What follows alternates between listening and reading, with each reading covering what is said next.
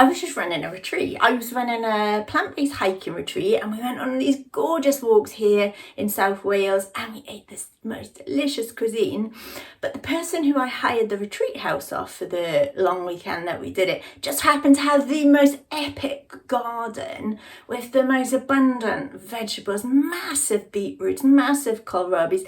And as I was saying goodbye, he said, "Do you want some vegetables?" And I was like, "Yes, please, absolutely." So we went through his garden and he was just picking all this stuff, including these massive beetroots. And he said, "Do you want the leaves taken off?" And I'm like, "Oh no, I'll have the leaves." So this morning I just thought, wow, I've got all this abundance of vegetables.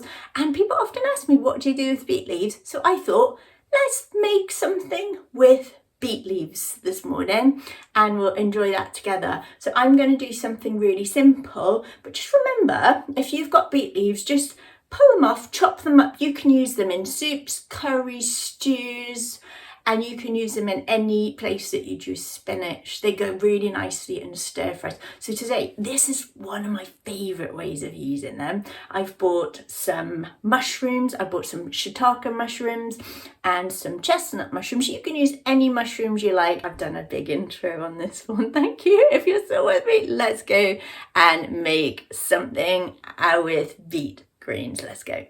Oh, before we do that, if you like what you see, please subscribe to my channel. I really appreciate that. Give it a thumbs up and leave me a comment and let me know how you get on. And if you've got any other ideas, leave them in the comments below. I love reading your comments. All right, let's go. Okay, so I've got all these beet greens, and sometimes what I like to do is separate them. So chop the stalks off, and you can use these in soups, in stews, in curries, or you can stir fry them as well.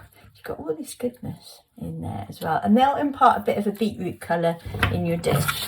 Today I'm going to use these, so you can see you've got a bit of that gorgeous stalk on as well. I'm just going to chop it up into tiny little pieces like that. Some shiitake mushrooms and chestnut mushrooms, as we call them here. Super nourishing. So what I want to do is just slice these up nicely. I'm going to saute these in a pan. If you don't want to saute them, you can actually just bake them in the oven instead, just for 10 minutes. All chopped up. So what I need is a frying pan. I've got a steel frying pan here, and a very, very light drizzle of oil. I'm also going to use a little bit of water if this starts to burn as well. So I'm going to heat that up, and if you get a little splash of water on your hands and flick it into the oil and it starts to sizzle, then you know it's hot enough. So I want to put the mushrooms in first. It's a lot of mushrooms actually. Put them all in anyway. I've got a wooden spoon and I'm just going to stir them in. I want to release the juices of these mushrooms. Because there's a lot, I'm going to have to stir them as well. Bear in mind, these are going to reduce right down. I'm going to put a little bit of water in there as well, just to help the process, to stop them sticking to the bottom of the pan. So just keep on with that. And if you notice some bits sticking, a bit of water. So you can see in a few minutes, the juices start to release. You can cook that for up to about 10 minutes. You just want to make sure those mushrooms are cooked. If they're thinly sliced, then it's going to cook a lot quicker. That's been about 7 minutes. I'm quite happy with that. So what I'm going to do is put all those greens in, and again, just like the mushrooms have reduced down, these leaves are going to reduce down too. They're also going to cook in the juice of the mushrooms. And I'm going to put a tablespoon of tamari on here. It's also going to give it a little bit of extra moisture to cook. Also, a tablespoon of apple cider vinegar. That's just going to steam down. You can give it a little bit of a mix in, and you can also see there's no sticking to the bottom of the pan, even though it's a steel pan, because it's generated so much juice from the mushrooms. And I did add a little bit of water in just to give it a little bit of a helping hand. And add a little bit of oil in to start with, not a lot. And you know when it's done, when the leaves have reduced down, you see how much that reduced? That was up here before. And so you do need quite a lot of mushrooms if they're going to reduce down, and then you've got steam coming off from the liquid. And then you can test these stalks as well. So basically when those stalks are ready, and you've got a little bit of bite in them, and it's done. So I'm quite happy with this now. This has been cooking for about 12 minutes in total as well. Not bad. And then you can put some pepper on top, season it to your heart's desire. So if you want to just serve it like that, you can serve it like this. You can serve it with pasta or on a bed of quinoa or rice or with baked potatoes and beans.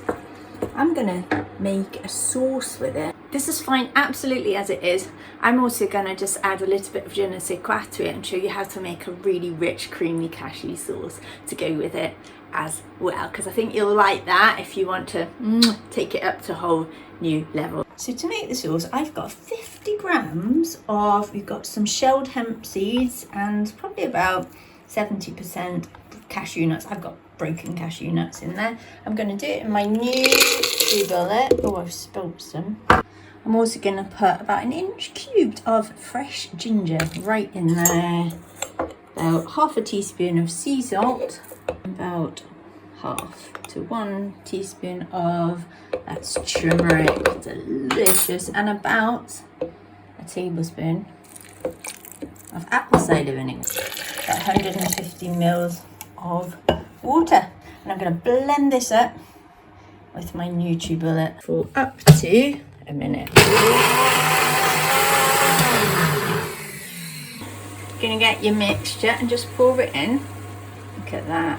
And then it's kind of like magic. The cashews and the hemp seeds are going to act like a little bit of a thickening agent here. So once it starts to heat up, gonna thicken. After a couple of minutes, it starts to bubble. When it starts to bubble, you should have a nice thick sauce. So I hope this video's inspired you to do something delicious with your beet greens, whether it's this, whether it's something else. Let me know what you come up with. Thank you so much for tuning in. If you like what you see, please remember to subscribe to my channel. Give me a thumbs up and a comment. I love getting your comments, and I look forward to seeing you in the next video. Bye for now.